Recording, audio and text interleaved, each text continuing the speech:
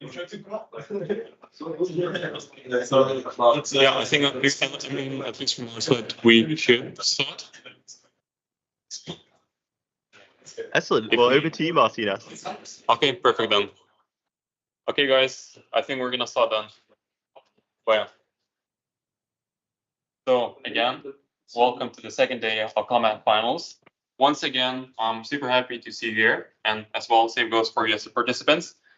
I mean, again, I'm not gonna repeat myself over and over again saying how you should be proud of yourselves, but you should definitely be proud of yourself, because if you think about it, you've been through this 3.5-month journey in which you developed multiple iterations of the same model. You try to explore how different data types would affect final model performance, and in some sort of way, you made an impact, which again, it's, if we think about any kind of hackathon most of us participated in, you know, some sort of company just comes in, brings some sort of challenge that doesn't create any kind of strong impact. And here we have this sort of competition in which you can actually make impact, you can actually make carbon reductions, which is incomparable with any kind of hackathon besides the new communities. And again, I'm super proud to see you all here, and hopefully we'll see you next year as well. Speaking of which, I think I can pass forward to Jeremy just to talk a bit more about this year's finals and how we're going to continue and hear this year's winners. So yeah, passing it to you, Jeremy. Excellent stuff. Thank you very much, Martinez. Great. So we are hopefully about to move on to the next slide, if it lets me.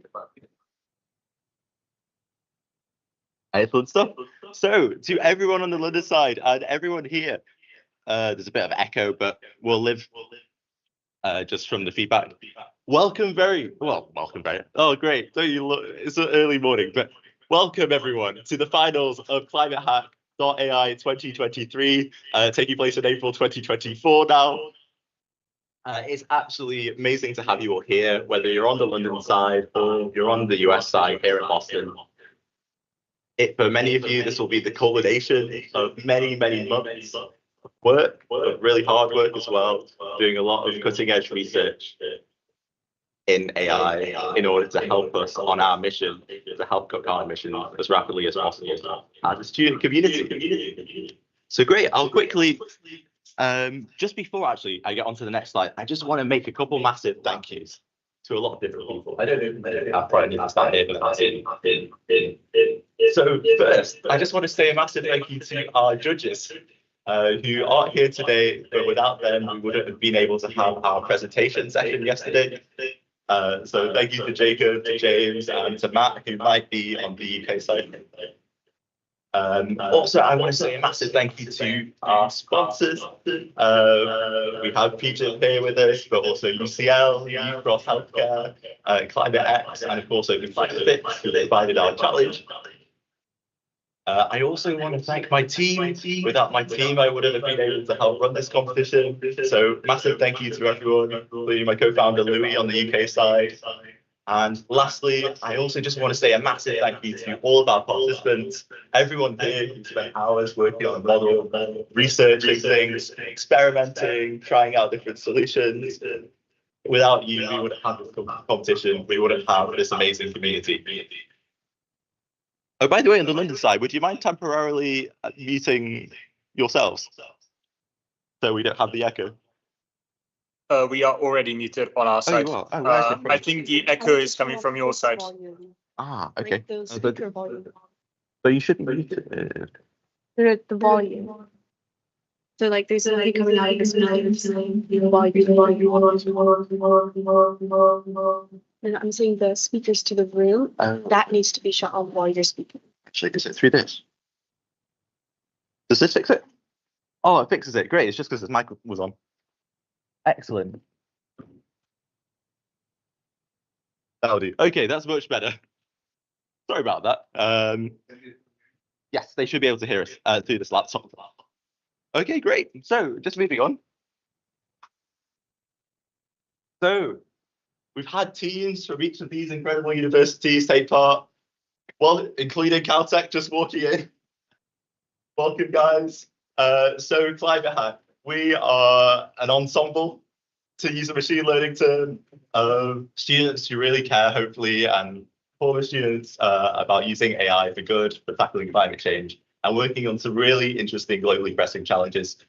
We tried to run ClimateHack as an opportunity for all of you to be able to actually use machine learning in the real world, do some cutting edge research that actually has the potential to be deployed by Open Climate Fix into the real world to help cut emissions in the UK grid directly. And of course, in the previous competition, we had a massive contribution from the then winners from the University of Illinois, which has then gone on to advance Open Climate Fix's research significantly.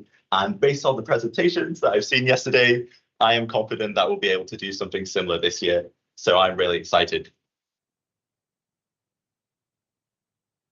Once again, I just want to thank our sponsors, UCross Healthcare, UCL Grand Challenges under their climate crisis theme, PGEM Real Estate, and of course, their lab, Real Asset X, which they're launching with many universities, including UCL, Open Climate Fix, of course, who provided our challenge, who helped judge the presentation yesterday, Climate X as well, who contributed to judge, and that's everybody. And once again, why are we doing this? So, of course, as we all know, as many of our participants know, having worked on this for so long, grid operators around the world are trying to increase the share of solar power within their energy mix. However, because solar power is so volatile, particularly in countries like the UK, where we have a lot of variability, a lot of clouds suddenly spawn out of nowhere and cause massive dips in solar power production. Due to that, a lot of solar power, well, a lot of grid operators around the world will use fossil fuel-based energy sources, typically based on natural gas, in order to make up for any shortfalls. So if we could predict solar power generation to the minute a lot more accurately, we would actually be able to cut emissions drastically by reducing the reserve that we have in order to make up for any shortfalls. And that's the main reason that we've decided to run this challenge this time around.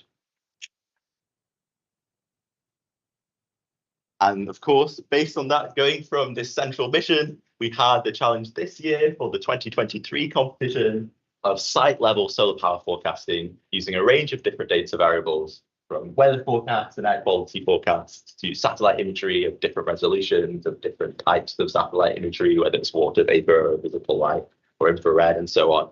And of course, historical PV yields. And I don't want to give any of you flashbacks in the room to the past couple of months, but you'll all recognize this well, the HRV satellite imagery, the weather forecasts from everyone's favorite temperature, and and cloud coverage things for things like snow. And of course, the aerosol forecasts, which many of you dabbled with, for things like for things related to air particulates such as dust and ozone. But enough of that. The timeline then. For many of you, you will have started months ago at the end of November when we launched.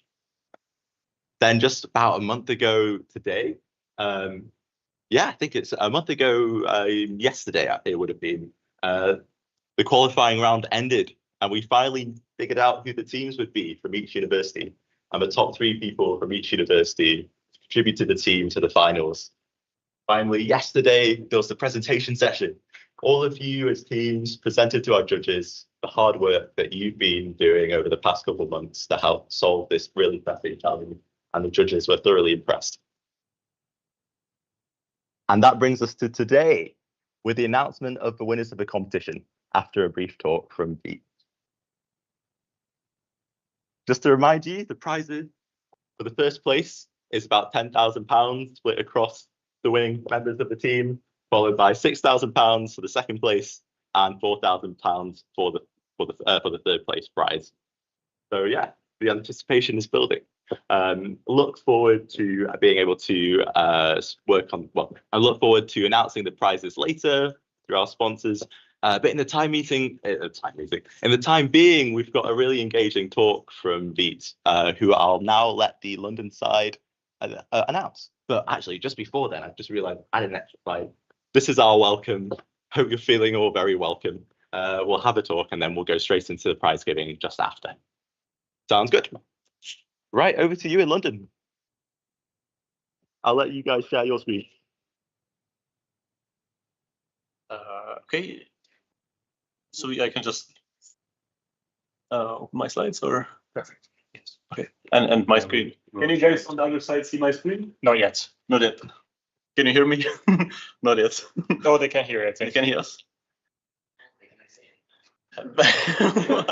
The voice is also important, I believe. So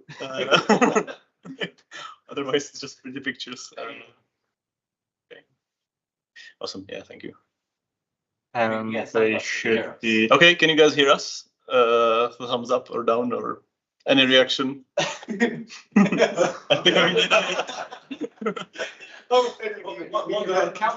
thumbs up. There's a delay. Oh yes. Okay. Thank you. I have not realized that I will be in this super horrible position where I'm like in the middle of just before you get to hear the announcement of who is the actual. If I knew about this, I would have made it much shorter, or I don't know. But let me just talk about this research. So this kind of covers the research I have been doing throughout my PhD studies. I'm a PhD student in the 4th year of decay, as they call it. And it more or less talks about the topic of using AI for climate change related topics. I don't think I have to convince anyone in this room or in the US as well that AI can be a really good solution to actually solve a lot of these problems. I think perhaps what I would hope, also seeing that you guys, you folks are kind of in your master degree, maybe somewhere reaching PhD, to kind of inspire you about some topics that are worth researching. Okay, so good morning to the States, good afternoon to here, and let's go with the slides. So I will talk about the topic of deploying AI models on board of satellites. Which is kind of my niche now, I guess. But this is connected with a bunch of other research areas. And I would like to probably go into the other topics as well, because this makes it seem a bit easy, like you detect an event and then you do other stuff. But as you guys have been researching now, or like doing this project, you know that just detecting this event or anything can be really difficult. But so this is a sort of question about what we could do if we had autonomy on board of satellites. So if the satellites is no longer just a camera flying in space, recording all the data and sending it down to the Earth, what can we do if there is some AI or some autonomy on board? So there is a lot of different directions that this can lead to. First, I think actually detecting this on board is a difficult task on its own. But perhaps if we solve this, let's kind of imagine this sci-fi future where we have solved very reliably the detection on board. What we can do is these various other things. So first, we can just send a very fast alert to the ground saying, hey, there is a wildfire happening here. It's far away from the other human settlements. Perhaps no one would notice this unless it actually grew into much larger fire. So perhaps if we are able to see it from a satellite, we can do some very fast alert that will, help people fix the problem before it gets out of the hands. More interesting in terms of systems perspective, we are sending out more and more satellites to the orbit every year, and the amount of data that they will be sending down is actually quite a lot. And so being able to perhaps prioritize only the interesting images, or maybe the ones which don't contain some clouds and stuff, would be very useful. So this is the idea of downlink prioritization. And also, if we detect some event of interest, perhaps we don't need to wait for the humans on the ground to say, okay, we care about this. Let's just focus on this area more and more. And then it took maybe a few days before this happened. And so we have lost some information. But being able to make some autonomous decisions on board, perhaps we can detect something is happening there and autonomously schedule other satellites inside some constellation to monitor and observe the location more carefully. Okay, so this is very kind of general. I will go into some more general slides, which kind of try to distribute this into some research questions.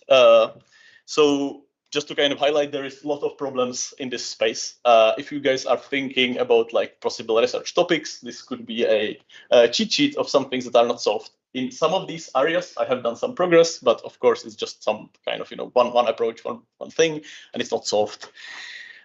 So when we look at a satellite, each satellite has some sensor. They are much different from the stuff that you have on your camera on your phone. This is RGB, but as you guys probably know by now as well, these have some other bands. So it's multispectral, hyperspectral. Every one of them has different resolution, different zoom, kind of how large events they see. So it's one of the problems to solve there is to actually be able to generalize between these sensors. So if you teach something on this satellite, can you even like think about transferring it to other satellites that maybe you have not sent out yet? So also this data is much different from our typical computer vision problems. So perhaps the models we are used to use, so UNets, EAEs, segformers, and more, perhaps they are not the best to actually handle this high spectral dimensional data, which maybe some of your problems were also dealing with this. One of the topics I will be talking about is about detecting methane, which is a very it's a transparent gas, which is very difficult to detect in the data. So actually, it's like a weak signal detection problem. And then if we are thinking about deploying something on board of a satellite, we have a very bad hardware there, basically. So we need to do very efficient ML. Okay, so this is to kind of just like outline all of the possible directions you could go in this research space. But I will kind of focus it on 3 different research projects I have done throughout my PhD studies. And there are some papers that in the end, kind of, if you are interested in anything like that, you can read the more technical details. Also, if there is some question from the audience, please ask me. Also on the other side, maybe throughout or at the end, both is fine. So first, we will look at the problem of doing anomaly detection in time series of data. And this is an unsupervised anomaly detection. So yeah, I will go into that when we get there. Then the second project was about training machine learning models on board of a satellite. So you guys know having model somewhere deployed and then using it for inference is quite common now. But actually, what if we wanted to train models there, adapt them to what they see currently? Maybe we can actually do that. And then the third project is seemingly it's just one like the others, but it's detecting supervised. It is a supervised detection of events of interest. In this case, it's methane leaks. So it is a semantic segmentation.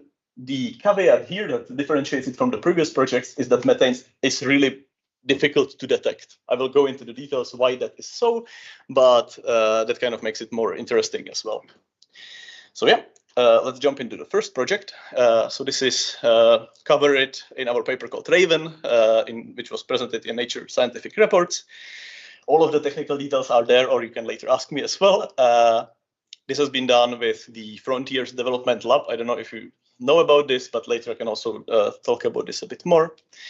But okay, so what was this project? Well, perhaps if we have some time series of images from our satellite, this would be Sentinel-2 images, so images that have 13 or 12 bands, depending on if you consider some bands. And looking at the RGB view of this, you get images like this. So perhaps all of these previous images look more or less like this. Maybe the clouds change a bit and stuff. Maybe some nature is evolving over time because things are changing between seasons. But there is not such a large event or such a large change that we would care about it. Whereas suddenly there is some event of interest that changes this substantially. So maybe we have a landslide or hurricane that strips, basically deforests the whole island. Or there is a wildfire that kind of destroys a lot of the forestry, or there is a flood. So the idea is, perhaps even without telling the model what we want to detect, without supervising it, we might be able to detect a large enough change. So some anomaly detection in a time series of data. Furthermore, if we had this on top of the satellite, or on board of the satellite, what could this allow us to actually do? So the baseline, the stupid approach would be just to kind of look at the images on the input and then like basically take the saved image from previous capture and the current one and then just look at the difference. This could work in some way, but it would be very noisy. Because if there is some random noise from the sensor, or perhaps the satellite is in one time flying in a slightly different angle, there will be some effects. And especially when you're looking at the raw data or near raw data on board of the satellite, the effects will be much more strong there than in this data. So this would actually be quite sensitive to noise if we were just comparing images one by one. So what we did in this work, it is a bit older as well. So we have used a relatively simple model, just a VAE, variational autoencoder, which we pre-trained on the typical images from Sentinel-2. And so this allows us, well, this task was to just the model was tasked to take images from here, encode them into small latent vector as a bottleneck, and then reconstruct them. It was rewarded if the reconstruction was correct and then better. And it kind of forced this model to learn the kind of informative features inside this bottleneck feature. So if we are not comparing inside this image space, but instead in this latent space, this will give us much more better signal of there is a change or no. So furthermore, we can do this in with a larger memory. So perhaps we are not just comparing the previous image, but also with the current one, but also with some other images in the past. There has been kind of a movement in the domain of research about what kind of hardware we can send to satellites. Actually, apparently memory is not such a big bottleneck. Hardware and compute is, but we can deploy much more efficient and much kind of larger data storages on board of the satellites recently. So memory is not an issue, but what we can do with that memory is actually like an open research problem now. Okay, so this is the model, this is the approach. The whole pipeline, or like how this would work on board of the satellite, is that we answer this question if this current image has changed significantly in contrast with the previous ones. If yes, we perhaps prioritize this downlink and send some alert there has been a change. If not, maybe we downlink it only if we have the bandwidth. And then we updated the storage representations, and using these small latent vectors, they are much smaller than the original images, so we are saving on the storage space as well. So you may ask, how well does this do? So this would be a baseline just comparing in the image space, and this would be DA. So there has been a flooding event. We see that the river has been flooded, which both of the methods more or less detected, but there is also a small channel that is visibly flooded here. In the baseline method, this is kind of not seen, but in the deep learning model, this is detected a bit better. This also is the true in terms of kind of looking at the numbers, that if we are using a deep learning model, this is better than just comparing in image space. This is not such a big surprise. Okay, so this is just briefly about this project. We will jump into the next one. So part of this research in the previous stage was to make a model that is efficient enough also for deployment on board of satellites. So we reached out with this model which we had from before to deorbit, and then we asked them if we can send it out into their satellite and test it for inference speed. But when we got this access, we also were able to test some other experimental things, for example, training models on board of this satellite. So why would we even want to do something like training on board of a satellite? So perhaps it's good to think about this topic as like we have data and labels, so we have X and Y. Perhaps the labels are still the same, but perhaps our sensor that is on board of the satellite is slowly degrading. So from going from the X, we get into some different X with brackets or some signs above them, which basically the images on the sensor get degraded, get corrupted, but perhaps the labels we would like to still keep them there. And we would like to be able to adapt on board of this satellite, have some model that is kind of able to recover, even though the sensors are potentially corrupted. There is an example, for example, from the NASA's Curiosity rover, where they have a small ChemCams instrument, which is just looking at kind of composition of rocks and stuff like that. And they brought on the body of the rover, there is this small thing which kind of just allows the operators to trigger kind of some checking mechanism where you kind of detect how well your potentially deteriorating sensor is still like looking at these pure materials. And this is manually operated, but perhaps something similar is the motivation for being able to adapt on board. Because maybe this is a calibration board that you can use to later kind of adapt your model. So you might be wondering, how is it to deploy on board of a satellite? So in the end, this was the satellite. It is an ION SCV, so it is a satellite carrier vehicle. It is usually the big box that just releases small CubeSats into space, but the orbit also had some kind of interest in just testing some machine learning models on top of this. So there has been a competition that we sent our model for, and then we got selected as one of the models to be tested. There is limited compute that is specified here, but actually in terms of satellites, this is like a medium-sized satellite. There are much more limited hardware on a smaller smaller CubeSats. And then in terms of how this whole thing worked is that we were working with a Docker container, which we were kind of able to use a Python environment inside, and then coding this on just our own laptops, having some similar access to the devices as there would be on the satellite. And then when we figured out how this, when we programmed this on board of the inside the container, we could just upload the differences against that container to the satellite. So that makes it efficient, and we kind of don't have to send too much data up there. Okay. All right. So yes. The method that we used for training on board of the satellite is that we were leveraging this efficient pre-trained model from the previous work. So this Raven model was the encoder decoder VAE model, which we tossed the decoder part from and just used the encoder. And if we have a pre-trained model which takes images and then is able to get some sensible latent vectors for these images, this basically stands in as a sort of foundational model. So using this step with a frozen model, we can then get some kind of representative features that we can train a new model just directly on board of the satellite. And while in theory you could ask, why don't you just train with the X to Y? It's because the domain of this data is much larger than what we have here. Here we have basically 128 size vectors. Here it's like I think it's 64 by 64 tile times, I think, 4 bands or something that we have used in this example as well. And so this model can be really tiny, and also the data set that you show it can be really small. So this is basically an example of few-shot learning. Okay, let's look at some of the numbers. So these are the measurements from the onboard of the satellite.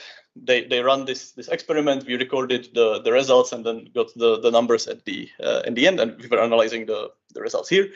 There were different devices on board of this satellite, so it was either running on CPU or on this Myriad VPU, vision processing unit or something, which is like a special board that is supposed to be kind of there just to process the data without any other systems interfering with it. So actually having running something on the CPU, we saw sometimes some kind of peak. Probably some other processes were kind of trying to get attention on board of the satellite, so it delayed and it slowed down our model. But then if we were deploying it on the separate chip, it was actually much faster. So in about 0.1 second, we were able to encode this 5 by 5 kilometer area roughly. Okay. And then using this data set, we have selected a data set of like 13,000 tiles, which is 6 images that we had. So it's relatively small, actually, in terms of data sets. Encoding all of this data took 0.6 seconds. And then training the model itself, this tiny, very efficient model, for one epoch, it was 0.091. So basically, and the model has converged in about 10 epochs. So roughly in 10 epochs, in less than a second, we have a trained model on board of the satellite. And maybe you are asking what this model do. Well, the training data set that we have shown it was images with clouds and images without clouds. So it's a relatively easy task to do. And then just looking at kind of 6 images where some were without clouds, some were with clouds, and using this process that I've described, the model was able to predict kind of each tile to either contain or not contain a cloud. This is just a demo task, but still the score was actually quite good. There were some confusions where some mountainous regions with white pixels were detected as clouds, and then some very tiny and small clouds were not detected. But this is just a demo task. It was more or less just to show the paradigm that we can actually train on board of satellite. Okay, pardon.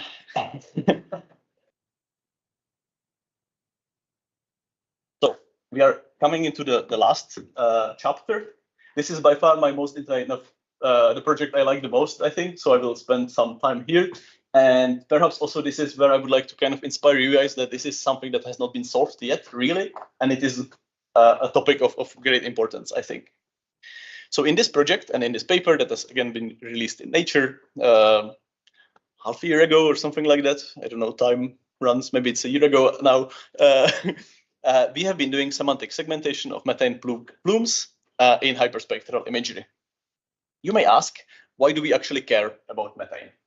Well, in this report from United Nations from 2021, methane has been selected as one of the most cost-effective strategies to rapidly reduce the rate of global warming, as a second kind of target right after CO2. So if we use available targeted methane measures now, we actually can avoid nearly 0.3 degrees of Celsius of warming. And you may think this is not much, but actually in terms of numbers, this is quite important. And this might not be the only effort we do, right? So if we are able to target methane reduction and also other things, this can be a very important task to do. So this is why we even care. Sadly, this task itself is actually quite difficult. So what is methane? Methane is a, to the human eye, invisible gas or translucent gas. If you look at RGB, that those will be somewhere here on this wavelength. And so there is no, we couldn't see the methane here. But then this black line here outlines more or less where is methane visible at different wavelengths. I don't know if you worked with Sentinel-2 imagery, but perhaps some have. There are many bands, 12 bands, and only 2 bands in Sentinel-2 actually overlap these regions. And this whole one band contains a lot of information about the methane, but also about any other potential gas signatures and other things that could show up there. So it actually would be really difficult to detect methane leak on the Sentinel-2 as a satellite. It's a bit better in other multispectral satellites, which have more bands in that region. So for example, WorldView 3, it's easier to detect some events there. But actually, for being able to really like reliably detect, hey, there is methane, you sort of need this kind of data. And this is a hyperspectral satellite where instead of having maybe 13 bands as in multispectral, you have maybe hundreds of bands. So this would be the case of Aviris and Emit, and they have maybe 285, and the other one is 425 bands or something. And so you can imagine that to tackle this data is much different from then tackling like your typical RGB image. And then also the models you need to work with maybe should be adapted. Okay, so this is why it's hard. There are some classical approaches to this. What people use typically with hyperspectral data is something called matched filter product. So they basically get from all of the bands one band information, which sort of highlights the plume information there. The problem is that also other things get detected. Some kind of confounder materials also get detected in this. And so some types of roof materials get detected in the product. So if we just use this classical approach, we get lots of false positive detections around rivers, around cityscapes, and around some roofs randomly. And so if we wanted to automate this, we would be facing with a lot of kind of false positive detections. In multispectral scenario, it's even more difficult. I will show now on this slide, actually. This is showing one of the largest plumes in the dataset we had. This would be the matched filter product. It actually outlines the plume, the strongest plume in our dataset quite well, but there are already some kind of noisy detections here that could possibly mistake the model. If you look at multispectral data, if you remember Sentinel-2, it's actually not even visible there. So in that kind of data, because just the different bands that are in the satellite, basically it's not enough overlap with the signal of the methane to be able to see any of the events there. So we only have to kind of show some example of the WorldView satellite where there were multiple more bands visible. And so we are now, in this stage, we are kind of proposing a machine learning model that would work on top of these products and would likely, hopefully would improve on this baseline approach, which is just looking at these ratio products or enhancement products and then thresholding it and using that as like a baseline approach. So a large limitation here was that when we were starting this job, this research, there was actually very few annotated and large hyperspectral datasets, and nothing of this size. We had to kind of use some annotation from a work by Casford from 2021, but actually this work, this data itself had like 4.5 terabyte of raw data, and we really had to kind of find the events in there and to change that, extract only the relevant files, and that is 60 gigabytes of relevant events. As part of our work here, we have released this dataset to kind of speed up the research in this area, because to work with this raw data is really, it takes a lot of time where you are not spending the time on research on ML, but actually just processing data.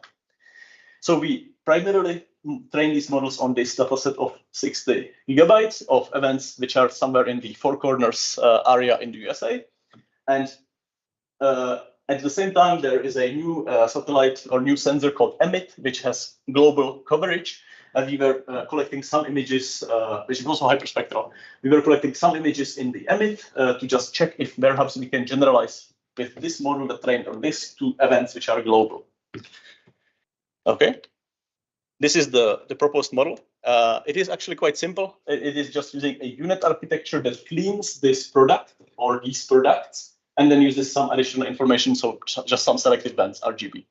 I will just say this is a first approach that worked and stuff, but actually it's not the best. And currently I'm working on follow-up research on this. What I'm kind of thinking is that if we are able to use all of these bands in the original data, this must be better than relying on this intermediate product that is classical.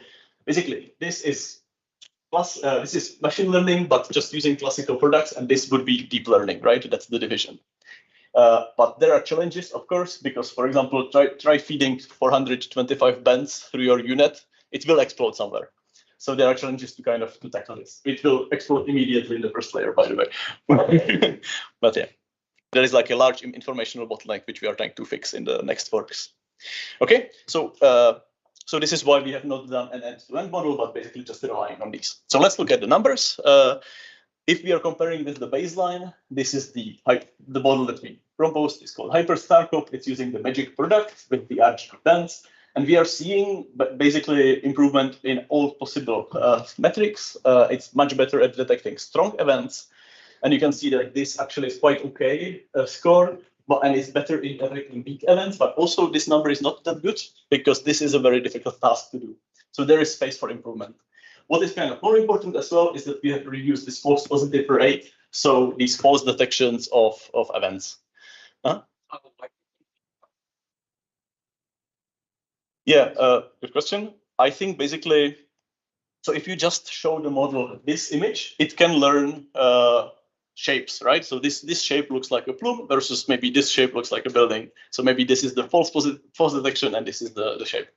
What the RGB data gives it is some information about the context, so some background. So perhaps from this, it can also learn these are buildings, maybe these are not plumes.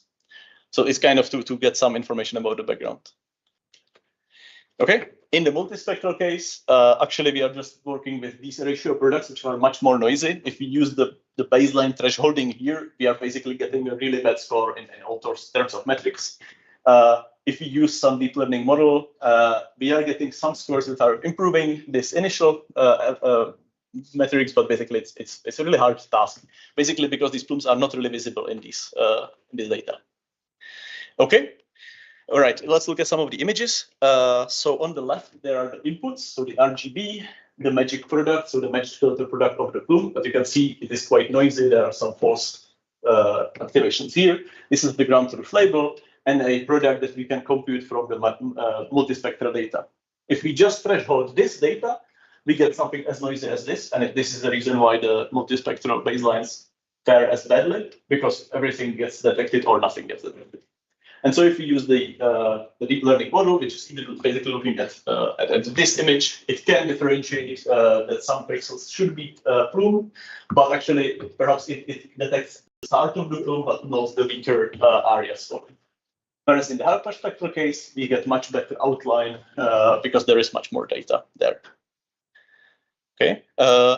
And then very excitingly, we were able to so this is showing it on just the Averis dataset, also on the images from Four Corners in the USA.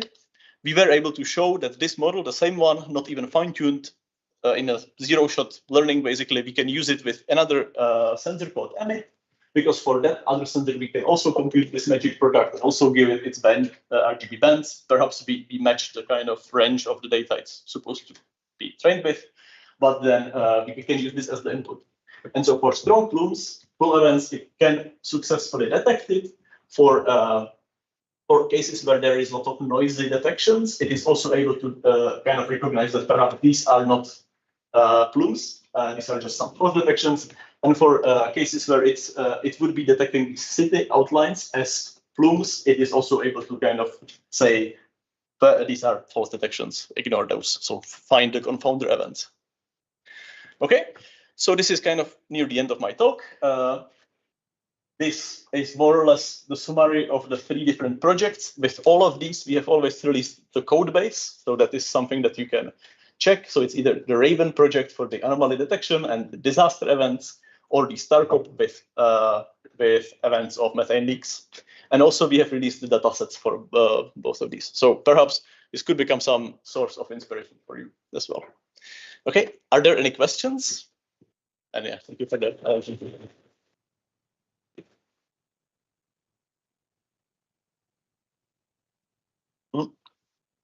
So for training on the submarine, why did you choose to do this instead of like just like down like putting the latent vectors back to Earth and then doing it here? Yeah. And then putting forward like a student training, like teacher training model or something, like a smaller model. Upload the model. The model size also would be quite small because it's a tiny model. That would be a way. I think one interesting example is, for example, if we deal with like cases where this is not a satellite orbiting Earth, but somewhere it's somewhere deeper in space. Perhaps it's a thing that's kind of in this.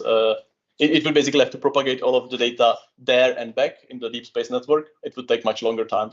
So perhaps being able to every day reconfigure, given some knowledge of like ground truth from outside, it would be better just to do it there. Yeah, like the limiting factor in this work is for sure who gives us these labels, right? Who is this good view arbiter of truth that we are teaching the model? And then yeah, there are some cases where like maybe other satellites could teach your smaller satellite the ground truths, or yeah, something in constellations perhaps. Right. Is this like currently deployed? It's not in orbit right now, but we had like one experiment where we were running this model there. It is not being used currently. But, yeah. You train it every day, like based on it. This was like a one-off for the paper, basically. Yeah. Yeah. Okay. Other questions? Out of curiosity, what's the reason for it not being deployed? I think AI is scary. Maybe I don't know. I think, for example, this type of information that there is an anomaly in your time series of data would be really interesting. I don't know why people don't use it. I think because also it would interrupt the kind of the status quo of how things are being done now. If you just start plugging in AI models, people don't trust it yet. I think that's a that's a problem. Yesterday when we were speaking to ClimateHack, they mentioned that their satellites on EU Metsat are going down routinely at least 2 days a month. All right. That's the same with the satellites you're using as well. I think these. I think. So this one, I think, eventually burns out. It burns in the atmosphere as well because it's just to deploy the smaller CubeSats. And I think the benefit of the CubeSats is also that they are small and very cheap. So you can just deploy a bunch of them, and then you don't care that some of them fail. So that's maybe not very sustainable approach to this problem. Yeah. So when we detecting the methane sources, what is the actual leaks coming from? Why do we care about finding the station? Actually, right. So it's coming from factories. Perhaps sometimes it's like a legit reason for maybe you're just releasing some pressure or something from pipelines. That's okay. But perhaps you still would like to know about this, right? Because there is a sort of budget and there are some kind of rules in this game where companies shouldn't release too much GHG into atmosphere. But sometimes I think where it's more interesting for solving that problem is it could be some pipeline that is leaking and stuff. So it would be even useful for the oil and gas industry to know here there is something problematic. Perhaps you have to close it down and repair this whole pipeline, or maybe this factory is not operating efficiently. There are some leaks there.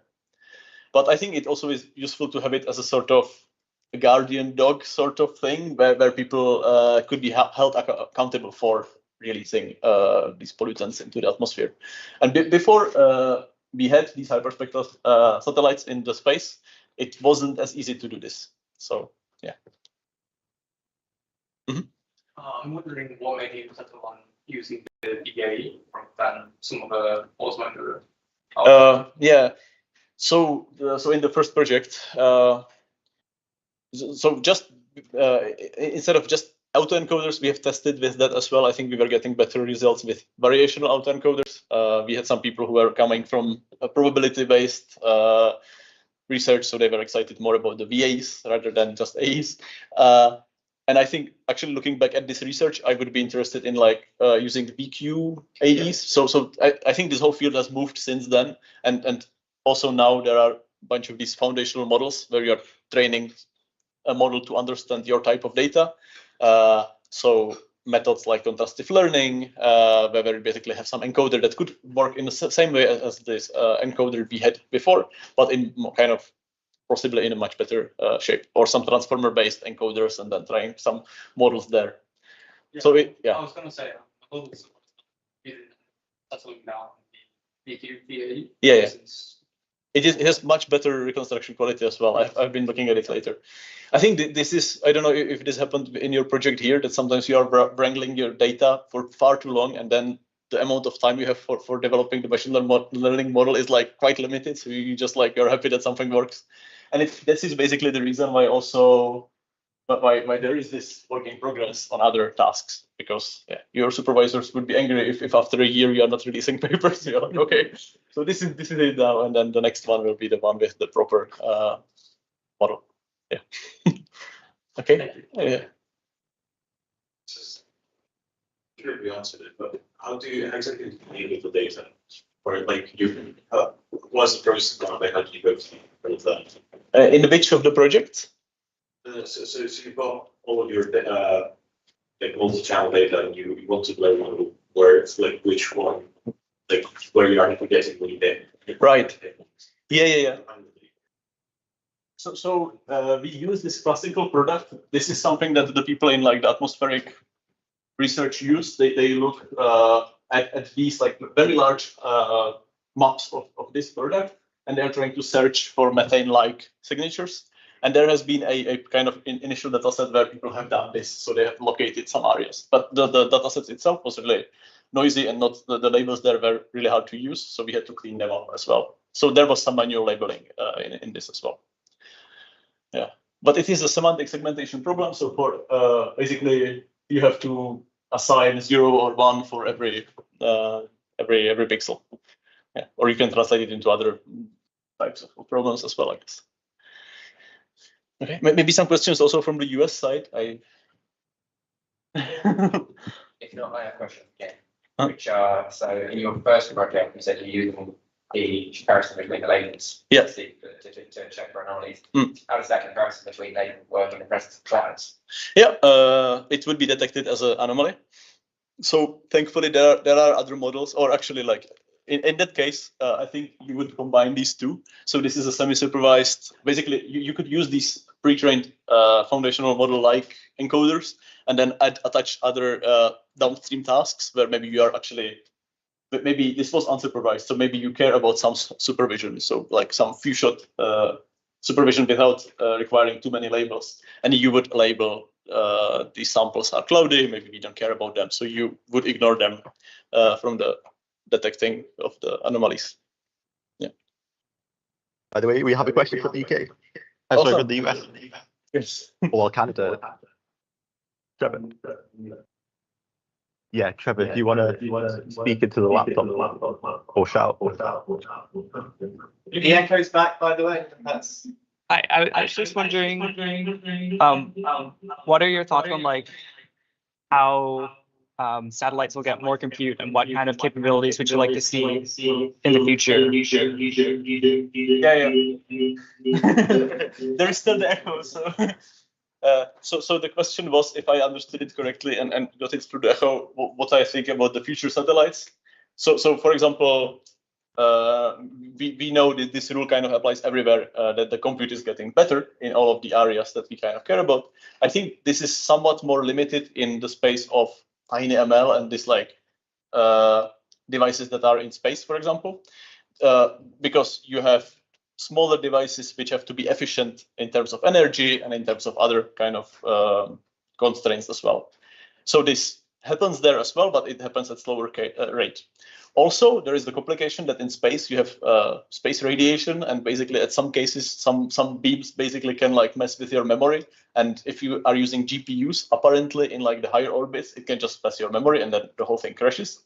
So in lower orbit, apparently people can still use GPUs, but at higher orbits, you use those other dedicated VPUs, or maybe just working on a CPU, or you have some FPGAs and stuff like this. It becomes really hardware like complicated in those cases.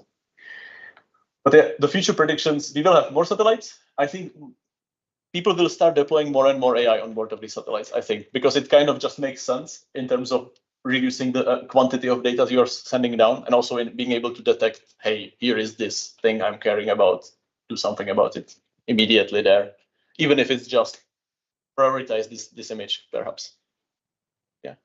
We have one further question. Sorry? My question was regarding potentially using something like in-memory compute sorry, I can't think of it. Yeah. To potentially do something like in-memory compute to figure out how you can do these computations very efficiently on your CPU. Because you said that there's a lot of error potentially with the GPUs. So if we could do the computation in memory where something like ECC is readily available, do you think that has the potential to make this, I guess, more accurate or scalable to running on satellites? Yeah, okay. I'm sorry, I didn't catch the question much because there was the echo at the beginning. We figured out how to close it though. Maybe can you? Jeff, do you want to come back? We've just had to mute you temporarily. All right, let's try this again. Okay. So my question was regarding the potential for using something like in-memory compute directly at the memory level to avoid these kind of errors. Is that something that's been explored / being explored? Because you mentioned that the GPU would unlikely be able to correct for the error, but if we have error checking at the CPU level / at the memory controller level, is this something that's been explored to make these, I guess, models deployable in space? Okay, yeah. So I'm not a hardware expert, so I don't know like exactly the answer for this. I know there are research directions, for example, in like quantum computing, which is very sci-fi, I think. I don't even understand how that works really. Or there has been stuff in neuromorphic computing. So there are different chips being proposed for this domain, which wouldn't have the same problems.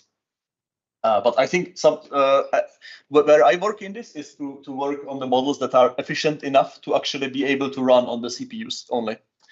Or if we have enough resources to deploy it on board of a FPGA, and that is also protected from these problems. So yeah. Sounds good. I think that's all the time we have questions for. Oh, we need to. That's all. Sorry about the echo. That should be resolved. Thank you so much, Vit, for your incredible presentation. That's all the time we have questions for. I think we'll just take a brief break just for people to get up, stretch their legs. So we'll hopefully be back in about 10 minutes at 11:25, just for the prize giving. The moment I'm sure a lot of the participants in this room have been waiting for. Thank you so much. See you all in 9 minutes.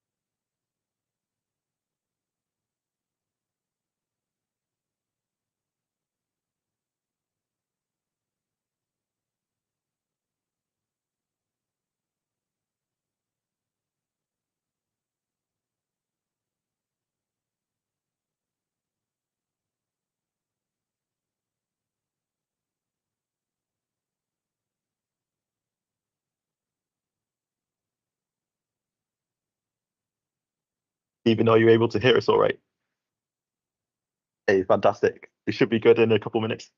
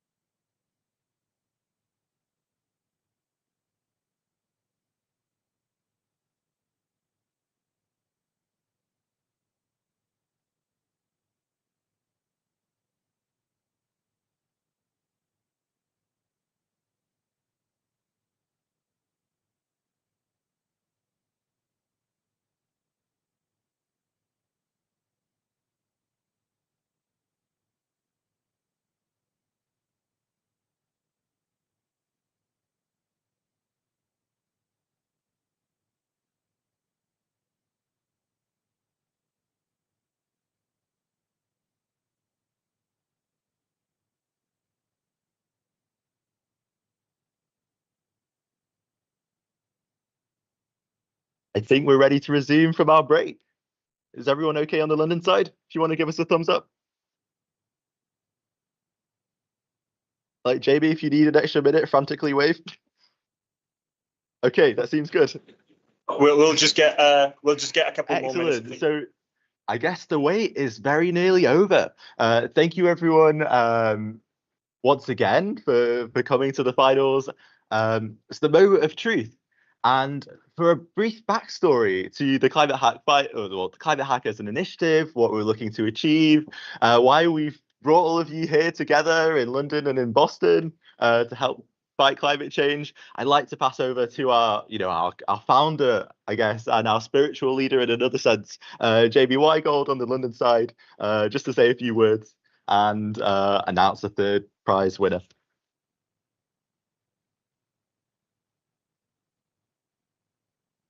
But now I'm seeing how this setup was really interesting for Vip when he was doing it. And it's really lovely being shoehorned right again into the middle of the prize winning announcement. So this is always really fun. Yesterday, for everybody who was in London, I told you half of the story about why Climate Hack was set up, right? And I told you half of the story because it was a way to get all of you fantastic people, right, into the same room at the same time, right?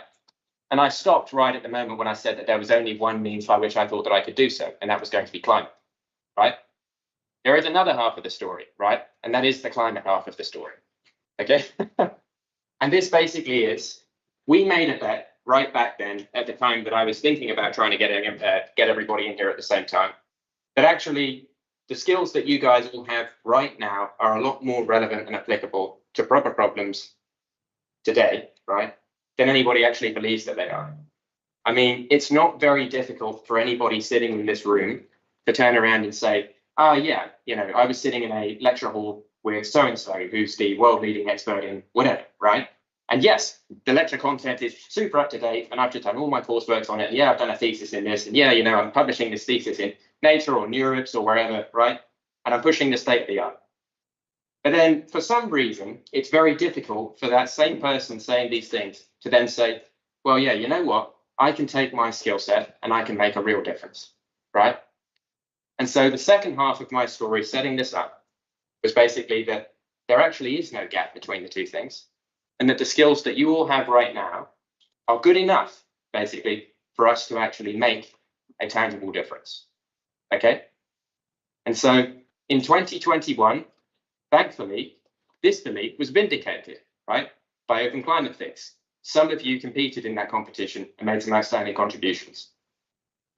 Hopefully, and now I say hopefully, right, because it sounds like there's going to be some element of uncertainty here. But it's actually not hopefully. because yesterday I was speaking to the judges. We know that the stuff that you have already developed this year is going to go on and push their research even further. Okay? 2021-22 was good. This year was better. Now, before I go on any further, we've already had a wonderful set of thanks from Jeremy for everybody who's been involved in organising this. The sponsors, without whom this totally wouldn't have been possible. I see, thankfully, we've got some people here from PGIM and from New Cross. Hi, Stephen. Thank you for your support. This literally would not have been possible without you. The team, the UCL Artificial Intelligence Society, have put an absolute mission on getting this to go as well again. The judges, without whom we literally wouldn't have a challenge or any data, right? Literally the impact side of the equation. And then finally to you, the participants, who have actually gone and made the carbon impact that we had envisioned at the beginning, right? Now, I know Jeremy has said all of this already, and I know you want to hear the prizes, so I promise I'll keep this short and sweet. But I would really like to ask for one final round of applause for Louis and Jeremy for actually reviving this into 2023 and 24, and without whom this entire thing not couldn't have been possible, but wouldn't have been possible. So please, for Jeremy and Louis.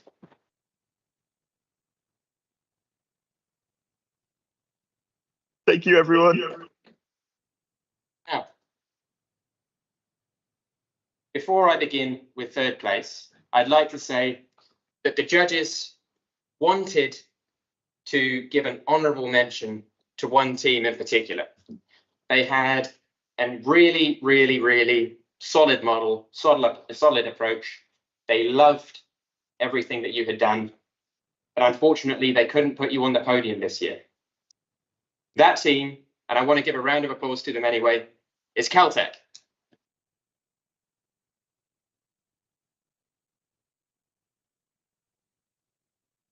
Congratulations, you did some fantastic work. It's a shame you weren't on the podium this year, but your stuff is still going to be incorporated by Open Climate Fix going forward. So please feel proud about everything that you've done to date. Moving on though, the first trophy of 2023 to 2024 for third place is going to be awarded to the UK's first recipient, the University of Bristol.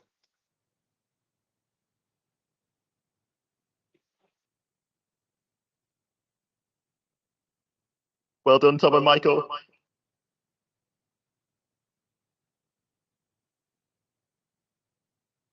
If I could please get two of you standing here in the middle, we're going to get a photo with you. Your third place. Thank you. Yeah, a little bit further in. Excellent. Perfect. Okay, I want to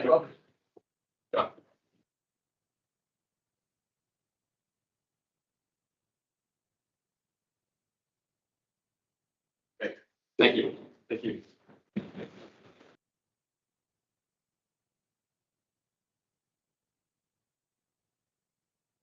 Now, the second place, I understand. Thank you very much, Jamie, for that. And now we can move on to the announcement of the second place prize. No, if you want to come up. No. If you'd like to say a few words as well. Sounds good, Jeremy. Hi, guys. My name is Manoj Govindan. I'm with PGIM, which used to be an acronym for Prudential Global Investment Management. We've since eschewed the expansion, and we just go by PGIM, or we just sound our name out. We are the asset management and investment management subsidiary of Prudential Financial, for those of you in the US. And I have two of my colleagues here, one here with me, Dave Power, and one in London, Susie Dwyer. We are part of the innovation team at PGIM, and we work with our business units, different business units within PGIM. One of them who is PGIM Real Estate. And with PGIM Real Estate, we had set up something called the Real Asset X Lab, which is specifically focused on AI and sustainability. And so we are, for the first time, sponsor of ClimateHack this year, unlike Stephen and the healthcare space. I think they've done this well quite before. I wanted to first explain a little bit about what RealAds-X is trying to do, because it's relevant to what you all went through this past 2 days. We are actually looking to add about the 3 things. There are 3 pillars to this RealAds-X effort. The first one is we are looking to add proprietary data to the data that is available to you for doing the research and creating the models and doing the analysis and analytics and doing the predictions, creating models and commercializing those models. We want to add proprietary data that is available to our real estate portfolio, right? So when we are doing these things. So that's the first one. So being able to curate data, just like you heard Veed say about, it takes a lot of effort to try and not just source the data, but also then prepare the data and get it ready for the models that you're going to use. So that's the first pillar. Second is in partnership with universities and other startups, if you will, we want to be able to incubate some of these ideas. Jeremy talked a little bit about this, and I think even Jamie also talked about some of your ideas going forward, right, Cal, that I mentioned here about your idea going forward to commercialize potentially. So that's the second pillar about incubation, if you will. And then, of course, the third pillar, we are an investment management firm, so we want to find ways to invest or help our clients invest in specific things that are goals around AI and sustainability, right? So that's kind of what RealAds-X is trying. And that actually brings me to the point about this hackathon itself and why we want to sponsor this. So we are, like Stephen, we are in the business of making money. I don't know about Stephen. I mean, they're healthcare, so I guess they have a little bit more of a mission-oriented endeavor. But ours, we're purely about making money. We're investing. So how do you empower climate focused missions to really allow for corporations to do their part, right? Our part, if you will. Follow the money. It has to be about following the money, right? And so one of the things I keep talking about around artificial intelligence in general is, for us, AI stands for augmented intelligence, not artificial intelligence. So I'll explain why I'm saying that. And that is the challenge I would pose to the winners and others when you are furthering your ideas out into the commercial world, right? It's the end. If you have to make an impact on climate, you're going to have to find ways to help people make money. That's just the bottom line. And the way you can do that here in AI is think about AI in a very simplified way. And I'm not an engineer like you, or smart like you in that way. But if you think about AI as 3 parts, first one is about data, obviously, right? It is about sourcing data, curating data, using different tools to kind of synthesize that data and get it ready. So that's the first one. The second is about doing analytics, advanced analytics, and generating intelligence and insight from that data. So that's kind of the second circle, if you will. And the third one, which is why I think is most important, is having to focus on human behavior. This is why I say augmented intelligence. It is not just enough that you look at data. If you have to commercialize the things that you are designing, make it economically viable for us to move forward, you have to put it in the context of how humans behave around these things, how decisions are made. It's not just enough that you take some satellite image and synthesize it into a dashboard that has very high visualization of the decisions that have to be made.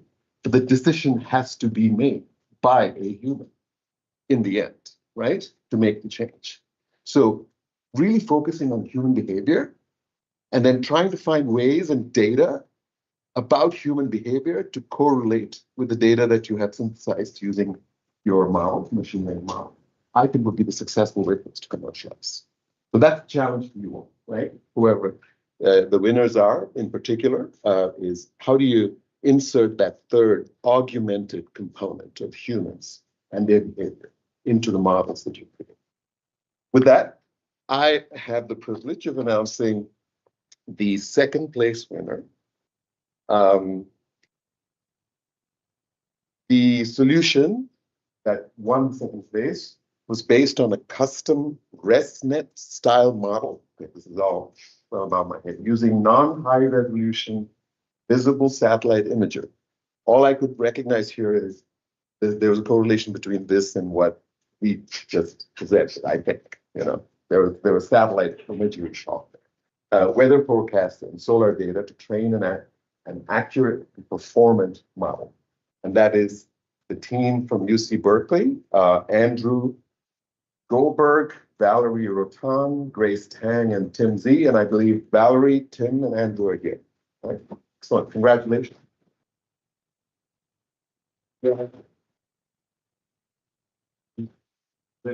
His trophy to present. If you'd like to maybe in front of those posters, Serena, Miriam, we can come around this way. Take a picture. Put this first, and then move there. First, you guys can look Sam, and then I'll join you.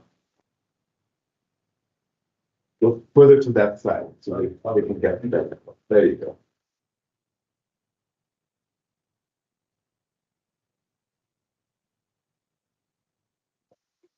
To the other side. Yeah.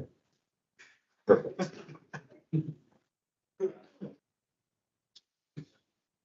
Cool. All right. I'll join you. Okay.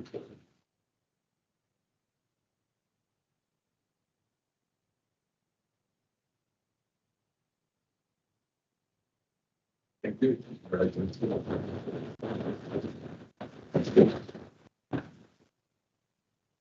Thank you very much for that, Manoj.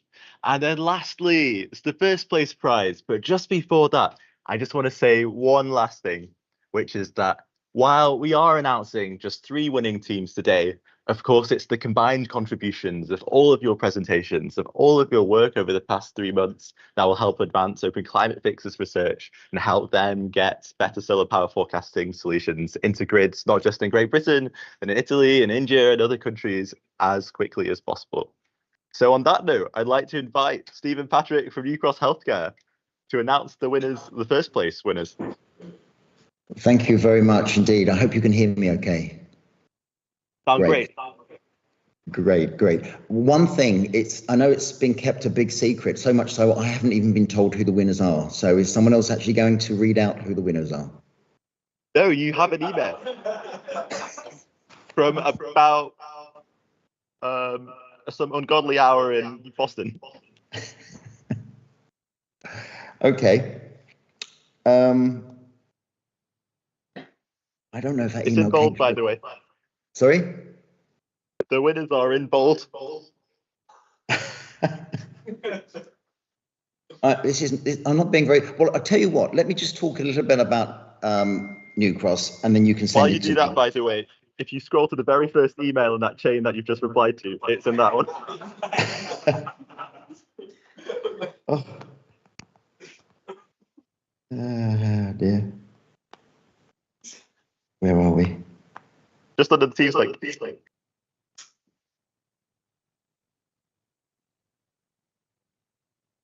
Fantastic. I've got it. Thank you very much. Thank you.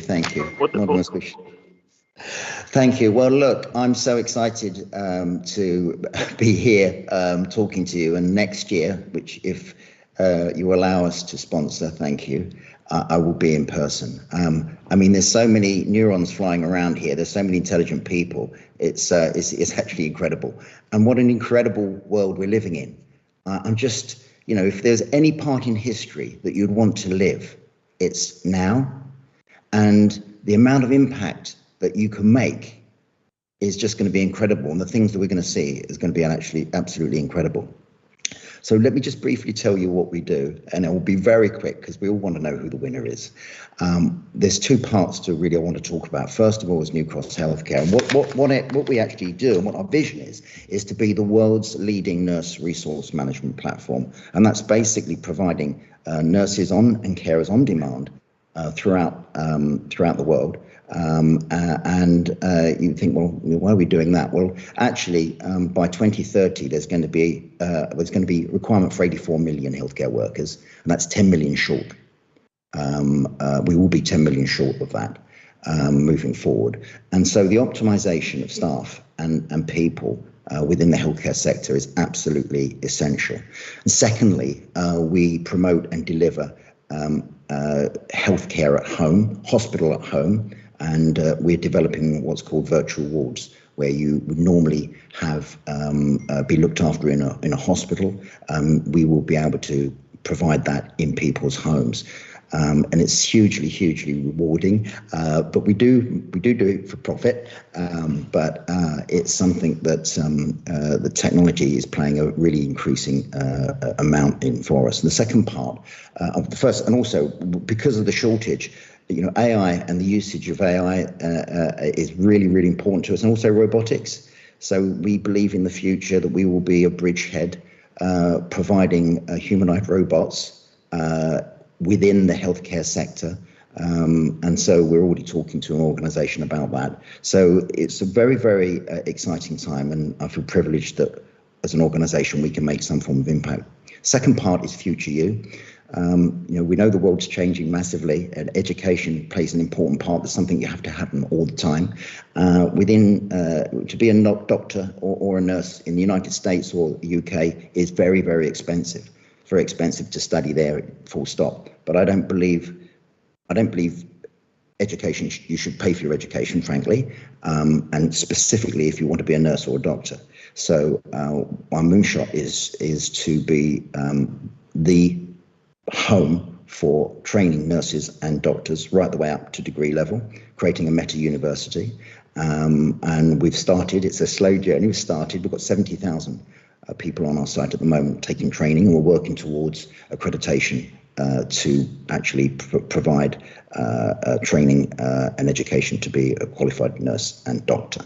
And that's going to be completely free. There won't be any charge for, of course, the nurse or the doctor. So that's I'm really super excited about that. So that's one of the things that I think we all have to think about is what impact can we make in life? And frankly, it took me quite a long time before I type of woke up to that. And so what I really plead for you all to think about is, and you guys are so smart, what can I do, really, echoing what was said earlier, actually, what can I do to make a big impact in this world?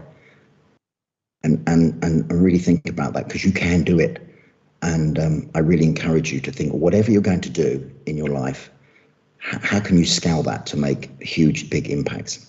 So that's a little bit about us, the winners. Let's go on to who are going to be the winners. So obviously, I'm just reading this out now, but the first place winning team is decided by the judging panel is the team from the University of Waterloo in Canada. Arlene Khan, Carter Dimas, and Trevor Yu. Congratulations. It's coming up to the front. Congratulations.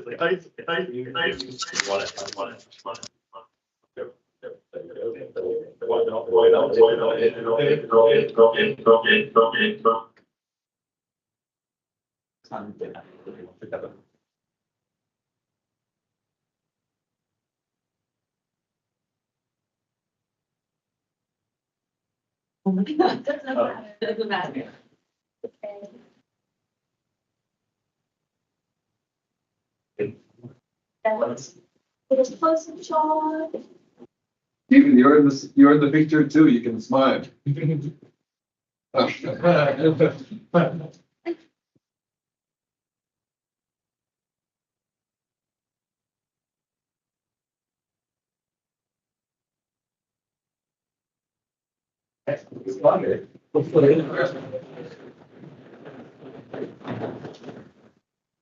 genuinely so proud of all of you. Thank you so much. And on that note, we finally know who the winners are. In a sense, we're all winners, having contributed to Open Climate Fixes research. But thank you so much once again to everybody for taking part in ClimateHack.AI 2023. Thank you once again to our speakers, to our judges, and to everyone who's helped make this competition possible. Thank you so much. We're gonna sign off from the Boston side now, and the lunch has just arrived, which is even better. So on that note, have a great evening, everyone. To you in London. See you hopefully for Climate Hack 2020, whatever it happens to be next. Bye, everyone.